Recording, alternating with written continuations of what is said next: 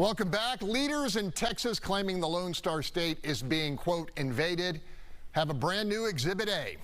Captured on tape, a horde of migrants using the sheer force of numbers to push past a wire barricade manned by armed Texas Guardsmen in El Paso.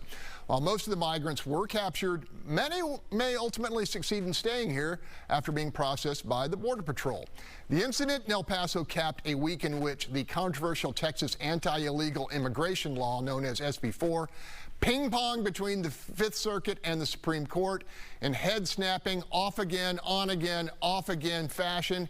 Panel, as it stands, local police officers here in Texas are not authorized to arrest people for being in the state illegally.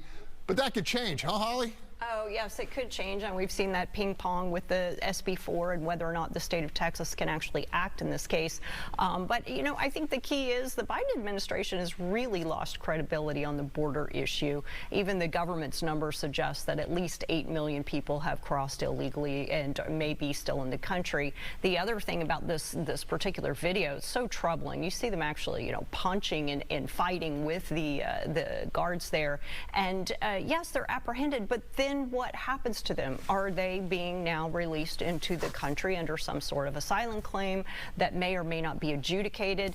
We saw where the Biden administration's staff did not even file the paperwork, causing a lot of these who were waiting for their hearings to just simply be dismissed. It seems like they are intentionally undermining the border security, and this is a very dangerous situation for everyone who lives here, for everyone who comes here, and for the public employees who are tasked with controlling that border.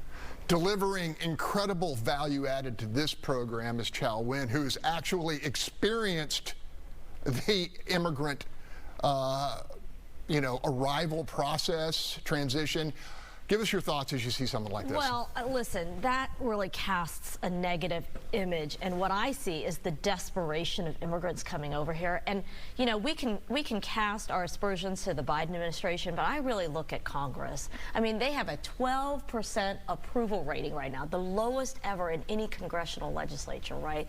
So, Greg, you and I agree. I will cast doubt and direct my vitriol into Congress, who has not acted, continue to kick this issue of immigration and the policies in the complicated case down the curb again and again. And then we have the desperation of these immigrants. Final word to our youngest panelist, who this problem will be left with you, I fear, because of exactly what Chow said. Congress won't act.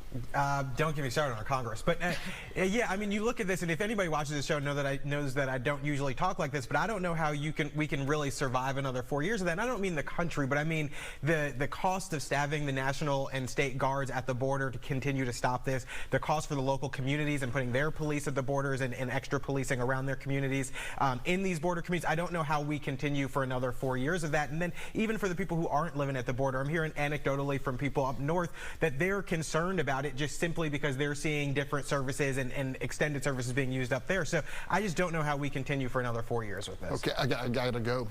Sorry, my friend. Sorry. When we come back.